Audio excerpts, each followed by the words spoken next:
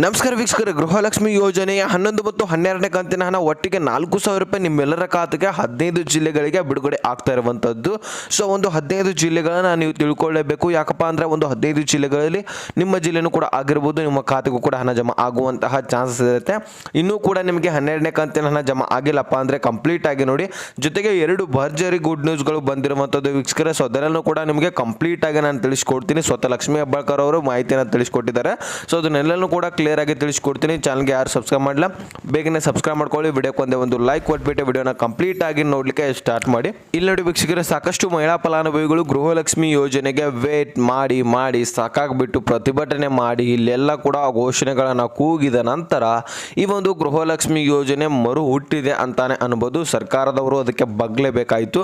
ಇಲ್ಲಿ ಅಷ್ಟೊಂದು ಮಹಿಳೆಯರ ಹತ್ರ ಪವರ್ ಇದೆ ಅಂತಾನೆ ಅರ್ಥ. ಯಾಕಂದ್ರೆ ವೀಕ್ಷಕರೇ, ಅವರಿಂದಾನೇ ಈ ಒಂದು ಯೋಜನೆ ಮತ್ತೊಂದು ಸಾರಿ ಉಟ್ಕೊಂಡಿರೋದು, ಎಲ್ಲರ ಖಾತೆಗೆ ಹಣ ಜಮಾ ಆಗ್ತಾ ಇರುವಂಥದ್ದು. ಯಾಕಂದ್ರೆ ಗೃಹಲಕ್ಷ್ಮಿ ಯೋಜನೆ ಅಷ್ಟೇ ಅಲ್ಲ, ಎಲ್ಲ ಯೋಜನೆಗಳನ್ನು ಕೂಡ ಈಗ ಬಂದ್ ಮಾಡಲಿಕ್ಕೆ ಒಂದು ಪ್ರಯತ್ನವನ್ನ ಮಾಡ್ತಾ ಇದ್ರು ಕಾಂಗ್ರೆಸ್ನ ಶಾಸಕರು. ಯಾಕಂದ್ರೆ ಕಾಂಗ್ರೆಸ್ನ ಒಂದು ಎಲೆಕ್ಷನ್ ಅಲ್ಲಿ ಸೋಲ್ ಆಗಿರುವಂತಹ ಕಾರಣಕ್ಕಾಗಿ ಕೇಂದ್ರ ಸರ್ಕಾರದಲ್ಲಿ ಅದಕ್ಕೋಸ್ಕರ ಬಂದ್ ಮಾಡ್ತೇವೆ ಅಂತ ನಿಂತಿದ್ರು. ಅಂತಹ ಮೇರೆಗೆ ಇಲ್ಲಿ ಮಹಿಳೆಯರು ಘೋಷಣೆಗಳನ್ನ, ಆಕ್ರೋಶಗಳನ್ನ, ಪ್ರತಿಭಟನೆಗಳನ್ನ ಮಾಡಿ ಈ ಒಂದು ಗೃಹಲಕ್ಷ್ಮಿ ಯೋಜನೆ ಮತ್ತೆ ಪಡಿತಾ ಇರುವಂಥದ್ದು. ಈಗಾಗಲೇ 2,000 ರೂಪಾಯಿ ಅಂತೂ ಎಲ್ಲರ ಖಾತೆಗೆ ಜಮಾ ಆಗ್ತಾ ಇದೆ. ಜೊತೆಗೆ 12ನೇ ಕಂತಿನ ಹಣ ಕೂಡ ಬರಲಿದೆ ವೀಕ್ಷಕರೇ. ಸೊ ಅದ್ರ ಬಗ್ಗೆನೂ ಕೂಡ ಮುಂದೆ ಗುಡ್ ನ್ಯೂಸ್ ಕಾದಿದೆ, ಅದನ್ನು ಕೂಡ ತಿಳಿಸ್ಕೊಡ್ತೀನಿ. ಸೊ ಈಗಾಗಲೇ ವೀಕ್ಷಕರೇ 2,000 ರೂಪಾಯಿ ಅಂತೂ ಎಲ್ಲರ ಖಾತೆಗೆ ಜಮಾ ಆಗಿದೆ ಅಂತಾನೆ ವಿಜಯಪುರ ಜಿಲ್ಲೆ, ಬೀದರ್ ಹಾಗೂ ಚಾಮರಾಜನಗರ, ಮೈಸೂರು, ಚಿಕ್ಕಬಳ್ಳಾಪುರ, ಚಾಮರಾಜನಗರ, ದಾವಣಗೆರೆ, ಉಡುಪಿ, ತುಮಕೂರು, ಸೊ ಇಂತಹ ಜಿಲ್ಲೆಗಳಿಗೆ ಸಾಕಷ್ಟು ಫಲಾನುಭವಿಗಳಿಗೆ ಈಗಾಗಲೇ ಜಮಾ ಆಗಿರುವಂಥದ್ದು. ನಿಮಗೆ ಇನ್ನೂ ಕೂಡ ಜಮಾ ಆಗಿಲ್ಲ ಅಂದ್ರೆ ಕಮೆಂಟ್ ಸೆಕ್ಷನ್ ಅಲ್ಲಿ ಕೇಳಿ ನೋಡೋಣ ಯಾವ ಜಿಲ್ಲೆಗಳಿಗೆ ಇನ್ನೂ ಕೂಡ ಜಮಾ ಆಗ್ತಾ ಇಲ್ಲ ಅನ್ನುವಂಥದ್ದನ್ನ ಕನ್ಫರ್ಮ್ ಮಾಡ್ಕೋತೀವಿ ನಾವು ಕೂಡ. ಮತ್ತೆ ವೀಕ್ಷಕರೇ, ಇಲ್ಲಿ ಮಹಿಳಾ ಮತ್ತು ಮಕ್ಕಳ ಕಲ್ಯಾಣ ಇಲಾಖೆಯ ಒಂದು ಸಚಿವೆ ಆದಂತಹ ಲಕ್ಷ್ಮೀ ಹೆಬ್ಬಾಳ್ಕರ್ ಮೇಡಮ್ ಅವರು ಮೊನ್ನೆ ಮಾಧ್ಯಮದಲ್ಲಿ ಸ್ಪಷ್ಟನೆಯನ್ನ ಕೊಟ್ಟಿರುವಂಥದ್ದು. ಸೊ ಈಗಾಗಲೇ ನೋಡ್ಬೋದು ನೀವು, ರೈತರಿಗೆ ಹಾಕುವಾಗ ಎಷ್ಟೊಂದು ಡಿಲೇ ಆಗುತ್ತೆ, ನಮಗೆ 15ರಿಂದ 20 ದಿನ ಆದ್ರೂ ನಮಗೆ ಟೈಮ್ ಬೇಕು ಅಂತ ಹೇಳಿದ್ದಾರೆ.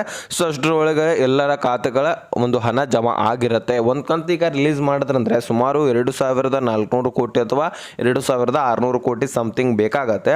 ಸೊ ಅಷ್ಟೆಲ್ಲನೂ ಅಮೌಂಟು ಬ್ಯಾಂಕ್ನಲ್ಲಿ ಟ್ರಾನ್ಸಾಕ್ಷನ್ ಆಗಬೇಕಂದ್ರೆ ಬ್ಯಾಂಕ್ಗಳ ಸರ್ವರ್ ಕೂಡ ಇಶ್ಯೂ ಆಗುತ್ತೆ, ಟೆಕ್ನಿಕಲ್ ಇಶ್ಯೂ ಆಗುತ್ತೆ. ಸೊ ಎಲ್ಲನೂ ಕೂಡ ಅದನ್ನು ಈ ಗವರ್ನರ್ಸ್ ಅವರು ಅದನ್ನು ಕ್ಲಿಯರ್ ಮಾಡಿಕೊಂಡು ಎಲ್ಲರ ಖಾತೆಗೆ ಹಣ ಜಮಾ ಮಾಡಲಿಕ್ಕೆ ಟೈಮ್ ತಗೊಳುತ್ತೆ. ಸೊ ಅದಕ್ಕೆ ಜನರು ಸಹಕರಿಸಬೇಕಾಗತ್ತೆ, ಮಹಿಳೆಯರು ಸಹಕರಿಸಬೇಕಾಗತ್ತೆ. ಸೊ ಈ ಒಂದು ಹಣವನ್ನು ನಾವು ಪ್ರತಿ ತಿಂಗಳು ಕೂಡ ಎಕ್ಸರ್ಸೈಸ್ ಮಾಡ್ತಾ ಇದ್ದೀವಿ, ಪ್ರತಿನಿತ್ಯನೂ ಕೂಡ ಇದನ್ನೇ ನಾವು ಅಮೌಂಟ್ ಹಾಕ್ತಾ ಇರ್ತೀವಿ, ಪ್ರತಿದಿನನೂ ಕೂಡ ಈ ಒಂದು ಕಾರ್ಯ ನಡೀತಾ ಇರುತ್ತೆ. ಸೊ ಅದಕ್ಕೆಲ್ಲನೂ ಕೂಡ ಟೈಮ್ ಬೇಕಾಗುತ್ತೆ. ಸೊ ಅದಕ್ಕೂ ಕೂಡ ಈಗ ಅಧಿಕಾರಿಗಳು ಕೂಡ ಪ್ರತಿಯೊಬ್ಬರು ಕೂಡ ಕೆಲಸವನ್ನು ಮಾಡ್ತಾ ಇದ್ದಾರೆ ಅದರೊಳಗನೆ. ಸೊ ಎಲ್ಲರ ಖಾತೆಗೆ ಹಣ ಜಮಾ ಮಾಡುವಂತಹ ಒಂದು ಕೆಲಸ ಜವಾಬ್ದಾರಿಯನ್ನು ಎಲ್ಲರೂ ಕೂಡ ತೆಗೆದುಕೊಂಡಿದ್ದಾರೆ. ಈಗಾಗಲೇ ಹಣ ಹಾಕಿಕೊಟ್ಟಿದ್ದೀವಿ. ಈಗ 12ನೇ ಕಂತಿನ ಹಣ ಕೂಡ ಹಾಕಿಕೊಟ್ಟಿದ್ದೀವಿ. ಬ್ಯಾಂಕ್ಗಳಿಂದ ಇನ್ನೇನು ಜನರ ಖಾತೆಗೆ ಹೋಗೋದು ಬಾಕಿ ಇದೆ. ಸೊ ಈಗ ಆಗಸ್ಟ್ 25ನೇ ತಾರೀಕಿನ ನಂತರ ಈ ಒಂದು 13ನೇ ಕಂತಿನ ಹಣ ಕೂಡ ನಾವು ಬ್ಯಾಂಕ್ಗೆ ಟ್ರಾನ್ಸಾಕ್ಷನ್ ಮಾಡುವಂತಹ ಒಂದು ನಿಟ್ಟಿನಲ್ಲಿ ಸಾಕ್ತಾ ಇದ್ದೀವಿ. ಈ ಒಂದು ಬ್ಯಾಂಕ್ಗಳಿಗೆ ಹಣ ಕೂಡ ಹಾಕ್ತೀವಿ, ಬ್ಯಾಂಕ್ಗಳಿಂದ ಎಲ್ಲರ ಖಾತೆಗೆ ಹಣ ಬರುವುದಷ್ಟೇ ಬಾಕಿ ಉಳಿಯುತ್ತೆ ಅಂತ ಒಂದು ಸ್ಪಷ್ಟನೆಯನ್ನು ಕೊಟ್ಟಿರುವಂಥದ್ದು ವೀಕ್ಷಕರೇ. ಸೊ ನೀವೇನು ತಲೆ ಕೆಡಿಸ್ಕೊಳ್ಳುವಂತಹ ಅಗತ್ಯವಿಲ್ಲ. ಅವರಿಗೆ 4,000 ಬಂದಿದೆ, ಇವರಿಗೆ ಯಾರಿಗೂ ಕೂಡ ಅಮೌಂಟೇ ಬಂದಿಲ್ಲ. ಇನ್ನು ಕೆಲವೊಂದಿಷ್ಟು ಫಲಾನುಭವಿಗಳಿಗೆ 2,000 ರೂಪಾಯಿ ಬಂದಿದೆ, ಅದು ಇದು ಅಂತ ಯಾರೂ ಕೂಡ ತಲೆ ಕೆಡಿಸ್ಕೊಳ್ಳುವ ಅಗತ್ಯವಿಲ್ಲ. ಸೊ ಎಲ್ಲರಿಗೂ ಕೂಡ ಅಮೌಂಟ್ ಹಾಕೊಡ್ತೀವಿ ಅಂತ ಸ್ಪಷ್ಟನೆಯನ್ನ ಮಹಿಳಾ ಮತ್ತು ಮಕ್ಕಳ ಕಲ್ಯಾಣ ಇಲಾಖೆ ಸಚಿವೆ ಲಕ್ಷ್ಮೀ ಹೆಬ್ಬಾಳ್ಕರ್ ಅವರು ಕೊಟ್ಟಿದ್ದಾರೆ.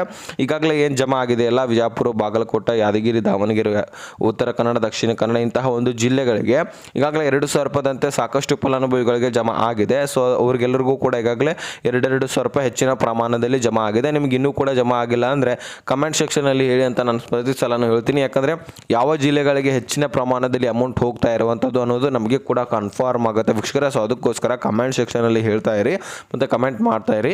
ಮತ್ತು ಇಲ್ಲಿ ಮೊನ್ನೆ ನಡೆದ ಒಂದು ಮಾಧ್ಯಮದಲ್ಲಿ DK ಶಿವಕುಮಾರ್ ಸರ್ ಅವರು ಕೂಡ ಮಾಹಿತಿಯನ್ನು ಕೊಟ್ಟಿದ್ರು. ಈಗ ಏನು 2 ತಿಂಗಳದ ಒಮ್ಮೆಲೆ ಹಾಕ್ಕೊಡ್ತೇವೆ ಅಂತ ಹೇಳಿದ್ವಲ್ಲ, ಈಗ ಹಾಕ್ಕೊಡ್ತಾ ಇದೀವಲ್ಲ. ಸೊ ಎಲ್ಲರಿಗೂ ಕೂಡ ಹಣ ಜಮಾ ಆಗುವಂತಹ ಕೆಲಸ ನಡೀತಾ ಇದೆ.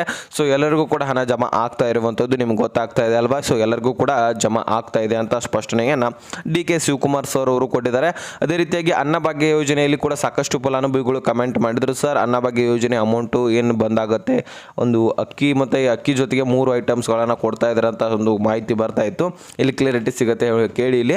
ಸೊ 3 ಐಟಮ್ಗಳು ಸಿಗ್ತಾ ಇರುತ್ತೆ. ಅದು ಏನು ಸಿಗುತ್ತೆ, ಯಾವ ರೀತಿಯಾಗಿ ಸಿಗುತ್ತೆ, ಏನೇನು ಚರ್ಚೆ ಮಾಡಿದ್ದಾರೆ, ಯಾವ ರೀತಿಯಾಗಿ ಚರ್ಚೆ ನಡೆದಿದ್ದ ಕಾರಣಕ್ಕಾಗಿ ಒಂದು ಹಣದ ಬದಲಾಗಿ ಐಟಮ್ಸೇ ಕೊಡ್ತಾರಾ ಅಥವಾ ಹಣನೇ ಕೊಡ್ತಾರಾ ಅನ್ನುವಂಥದ್ದನ್ನು ಸಂಪೂರ್ಣ ಮಾಹಿತಿಯನ್ನು ನೆಕ್ಸ್ಟ್ ವಿಡಿಯೋದಲ್ಲಿ ತಿಳಿಸ್ಕೊಡ್ತೀನಿ. ಸೊ ನೆಕ್ಸ್ಟ್ ವಿಡಿಯೋಗಾಗಿ ವೇಟ್ ಮಾಡಿ.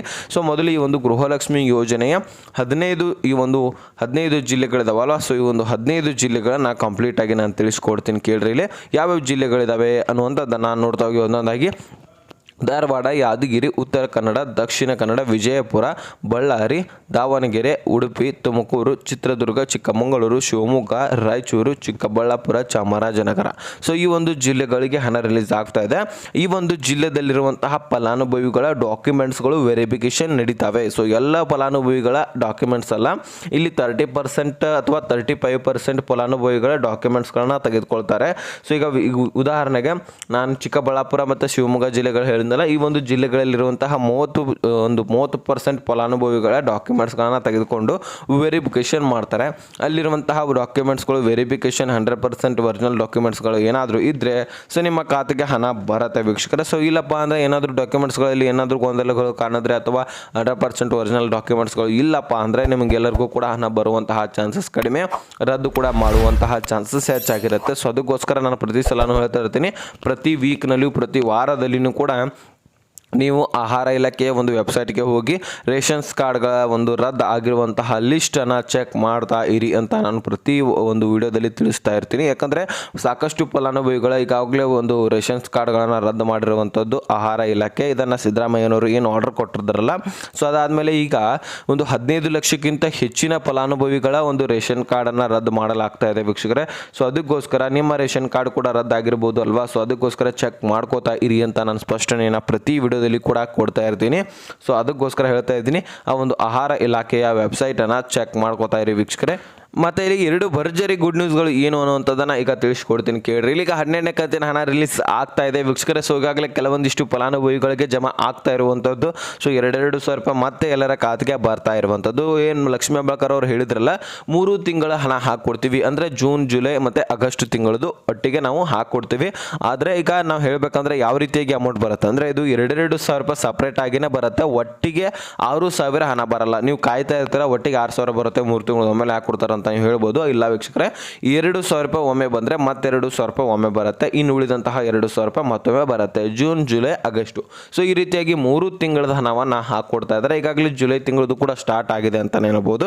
ಇಲ್ಲಿ ಆಗಸ್ಟ್ 25ನೇ ತಾರೀಕಿನ ನಂತರ ಈ ಒಂದು ಗೃಹಲಕ್ಷ್ಮಿ ಯೋಜನೆ 13ನೇ ಕಂತಿನ ಹಣದ ಒಂದು ಬ್ಯಾಂಕ್ಗಳಿಗೂ ಕೂಡ ಟ್ರಾನ್ಸ್ಫರ್ ಮಾಡ್ತೀವಿ ಅಂತ ಲಕ್ಷ್ಮೀ ಹೆಬ್ಬಾಳ್ಕರ್ ಅವರು ಸ್ಪಷ್ಟನೆಯನ್ನು ಕೊಟ್ಟಿದ್ದಾರೆ. ಸೊ ಇಲ್ಲಿ 13ನೇ ಕಂತಿನ ಗುಡ್ ನ್ಯೂಸ್ ಕೂಡ ಕೇಳಿ. ಇಲ್ಲಿ ಈಗಾಗಲೇ ಈ ಒಂದು 12ನೇ ಕಂತಿನ ಹಣ ಏನು ಮುಕ್ತಾಯವಾಗುತ್ತಲ್ಲ, ಈಗಾಗಲೇ ಇದಕ್ಕೂ ಒಂದು 15 ದಿವಸ ಬೇಕೇ ಬೇಕು.